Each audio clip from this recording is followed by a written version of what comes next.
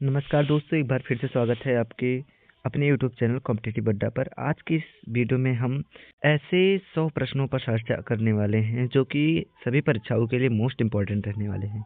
तो बिना देरी किए हुए करते हैं हम वीडियो को स्टार्ट। और आपका पहला प्रश्न है, हड़प्पा सभ्यता की खोज किसने की थी? तो हड़प्पा सभ्यता की खोज दयाराम सैनी जी ने की थी। फिर आपका अगला प्रश्न है, मोहनजोदड़ो की खोज किसने की थी? रखालदास बनर्जी। फिर आपका अगला प्रश्न है, सिंधु घाटी सभ्यता किस नदी के किनारे विकसित हुई? तो सिंधु नदी के किनारे, इसलिए इसे सिंधु घाटी सभ्यता कहते हैं। फिर आपका अगला प्रश्न है, हड़प्पा सभ्यता का पत्तन नगर कौन सा था? तो वो हो जाएगा लोथल। फिर आपका अगला प्रश्न है, हड़प्पा सभ्यता की लिपि कौन सी थी? तो चित्रा लिपि थी। चलते हैं अगली स्लाइड पर। अगला प्रश्न रहेगा आप लोगों का, ऋग्वेद क्या है? ऋग्वेद किस भाषा से लिया गया है? तो ऋग्वेद जो है वो वैदिक संस्कृत से लिया गया है।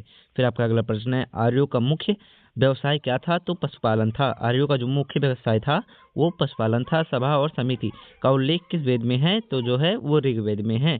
सभा और समिति का जो उल्लेख वो है ऋग्वेद। क्वेश्चन नंबर 9 है, कह रहा है कि महाजनपदों की संख्या कितनी है? तो कुल मिलाकर 16 महाजनपद हैं। फिर आपका अगला प्रश्न है, मगध का पहला राजा कौन था? तो बिम्बिसार था। कौन था? बिम्बिसार। फिर आप अगला प्रश्न ऐसे हो जाएगा कि सिकंदर भारत में किस वर्ष आया? जो सिकंदर था वो भारत में किस वर्ष आया? तो 326 ईसा पूर्व में आया था। फिर आपका अगला प्रश्न है, चंद्रगुप्त मौर्य के गुरु कौन थे? चंद्रगुप्त मौर्य के गुरु जो थे वो चाणक्य थे। फिर आपका अगला प्रश्न रहेगा कि मौर्य साम्राज्य की राजधानी क्या थी? मोस्ट इंपॉर्टेंट प्रश्न ये पूछ रहा है कि मौर्य साम्राज्य की जो राजधानी थी वो क्या थी? फिर अब तो उसका सही आंसर हो जाएगा पटालिपुत्र। क्या? पटालिपुत्र। फिर आपका अगला प्रश्न है, अशोक का शिलालेख किस लिपि में है? तो अशोक का शिलालेख जो है वो ब्राह्मी लिपि में है। कौन सी लिपि में? ब्राह्मी लिपि। फिर आपका अगला प्रश्न है, कलिंग युद्ध किस वर्ष हुआ था? तो कलिंग युद्ध जो था 261 ईसा पूर्व में हुआ था। फिर आपका अगला प्रश्न ऐसे हो जाएगा कि अशोक ने किस धर्म को अपनाया था? तो अशोक ने बौद्ध धर्म को अपनाया था।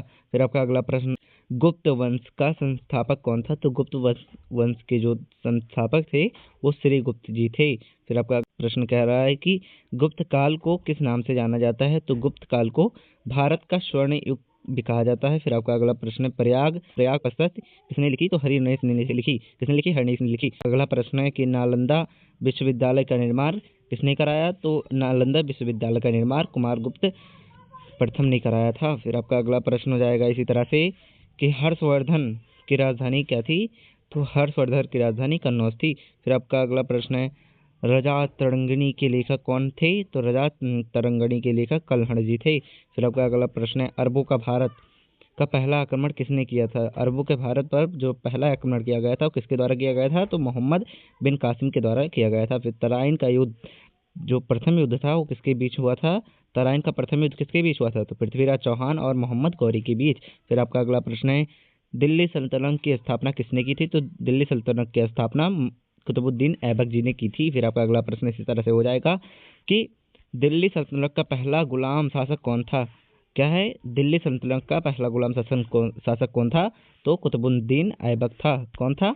कुतुबुद्दीन ऐबक। फिर आपका अगला प्रश्न है, कुतुब मीनार का निर्माण किसने पूरा किया? तो इल्तुतमिश ने पूरा किया। फिर आपका अगला प्रश्न है, अलाउद्दीन खिलजी का बाजार नियंत्रण किस लिए प्रसिद्ध है? तो मूल नियंत्रण के लिए प्रसिद्ध है। फिर अगला प्रश्न है कि तुगलक वंश का संस्थापक कौन था? तुगलक वंश का संस्थापक गयासुद्दीन तुगलक था। फिर आपका अगला प्रश्न हो जाएगा, राजधानी परिवर्तन किस सुल्तान ने किया?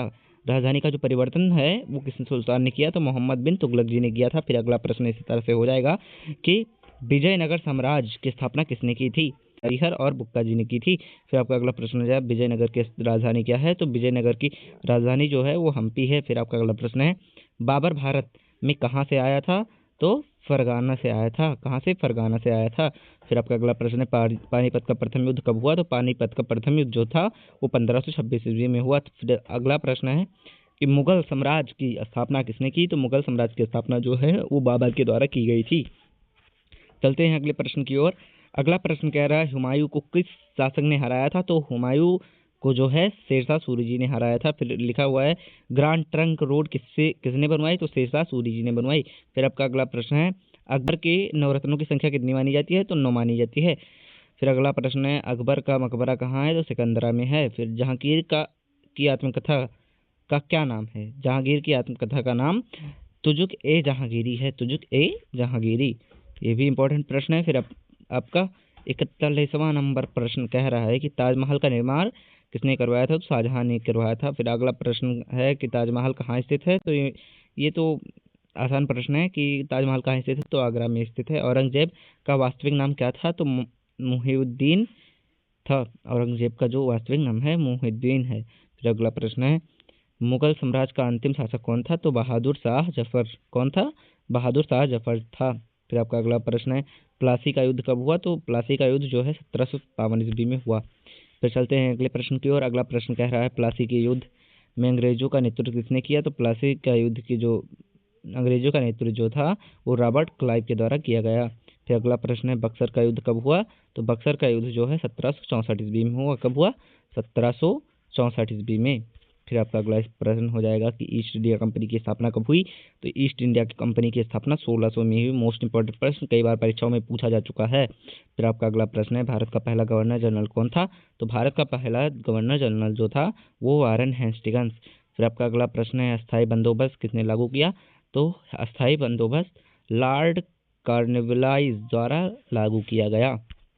आशा कर रहा हूँ वीडियो आपको पसंद आ रही होगी। वीडियो अगर पसंद आई हो और कुछ सीखने को मिला हो तो वीडियो को लाइक करें और कमेंट में ये बताएं कि आप कहाँ से हमारी वीडियो को देख रहे हैं और मेरी वीडियो कहाँ कहाँ तक पहुँच गई है। बिना देरी किए हुए अगले प्रश्न की ओर। अगला प्रश्न कह रहा है कि सती प्रथा का अंत किसने किया? तो सती प्रथा का अंत जो है लॉर्ड विलियम बेंटिक ने किया था।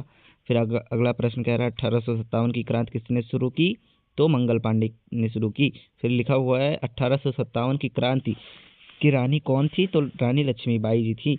फिर अगला प्रश्न है, भारत में पहली रेल कब चलाई गई? तो 1853 में। कांग्रेस की स्थापना कब हुई? तो 1885 में। ये भी इंपॉर्टेंट प्रश्न है और ये कांग्रेस से रिलेटेड पूछा जाता है, अधिवेशन से रिलेटेड पूछा जाता है। मैं इसके लिए एक सेपरेट वीडियो बना दूंगा, वहाँ पे मैं सभी कांग्रेस के जो अधिवेशन है महत्वपूर्ण वाले वो करवा दूंगा। फिर चलते हैं अगले प्रश्न की ओर। तो अगला प्रश्न कह रहा है कि कांग्रेस के प्रथम अध्यक्ष कौन थे? तो WC बनर्जी। कौन थे? WC बनर्जी। फिर आपका अगला प्रश्न है, बंगाल विभाजन किस वर्ष हुआ? तो 1905 में हुआ। फिर अगला प्रश्न है, होम रूल आंदोलन किसने चलाया? तो एनी बेसेंट ने चलाया। फिर अगला प्रश्न है, जलियांवाला बाग हत्याकांड कब हुआ? तो जलियांवाला बाग हत्याकांड 1919 में हुआ। असहयोग आंदोलन कब शुरू हुआ? तो असहयोग आंदोलन जो है 1920 को शुरू हुआ। फिर अगला प्रश्न इसी तरह से हो जाएगा, दांडी मार्च कब हुआ? तो दांडी मार्च जो है 1930 में हुआ। भारत छोड़ो आंदोलन कब हुआ? तो भारत छोड़ो आंदोलन 1942 में हुआ। आज़ाद हिंद फौज की स्थापना किसने की? तो सुभाष चंद्र बोस जी ने की। आज़ाद हिंद सरकार की स्थापना कहाँ हुई? तो सिंगापुर में हुई। फिर अगला प्रश्न हो जाएगा, भारत को स्वतंत्रता कब मिली? तो भारत को स्वतंत्रता 15 अगस्त 1947 को मिली।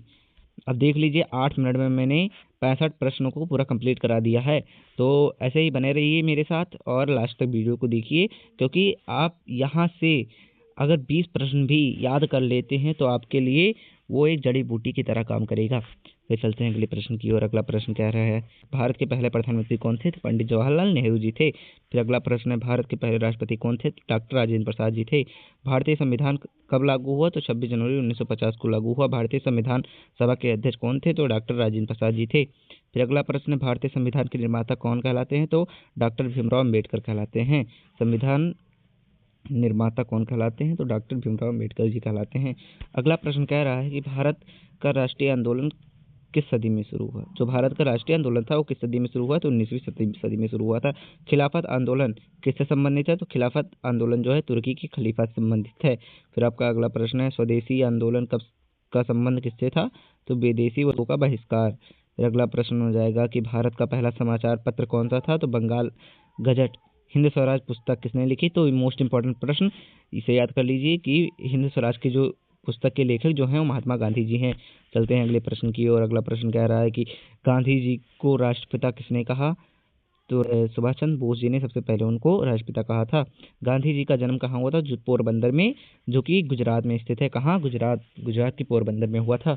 फिर आपका अगला प्रश्न है, गांधी जी का दक्षिण अफ्रीका सत्याग्रह किससे जुड़ा हुआ था? तो रंगभेद, अपार्थाइड। आपने क्लास 10th में एक चैप्टर पढ़ा होगा अपार्थाइड, वो नेल्सन मंडेला, उसमें अपार्थाइड के बारे में पूरी तरह से बताया गया है। आपका अगला प्रश्न है, भारत का विभाजन कब हुआ? तो भारत का विभाजन जो है 1947 में हुआ।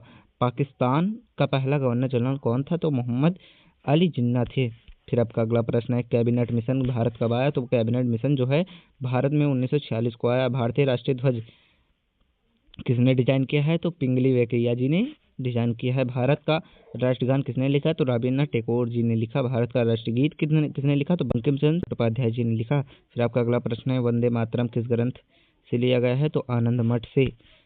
चलते हैं अगले प्रश्न की ओर। अगला प्रश्न कह रहा है कि भारत का पहला गवर्नर जनरल कौन था? स्वतंत्र भारत के पहले गवर्नर जनरल कौन थे? तो लॉर्ड माउंटबेटन। फिर आपका अगला प्रश्न है भारत का पहला भारतीय गवर्नर जनरल कौन था? तो सी गोपालचारी। कौन? सी गोपालचारी। फिर आपका अगला प्रश्न हो जाएगा इसी तरह से कि संविधान सभा की पहली कब हुई? तो 9 दिसंबर 1946 को। फिर आपका अगला प्रश्न है भारत का पहला पंचवर्षीय योजना कब शुरू हुआ? तो भारत का जो पहला पंचवर्षीय योजना है 1951 में शुरू हुआ। फिर आपका अगला प्रश्न है भारत में सार्वभौमिक वयस्क मताधिकार कब लागू हुआ? तो सार्वभौमिक वयस्क मताधिकार जो है वो 1950 को लागू हुआ। फिर चलते हैं अगले प्रश्न की ओर।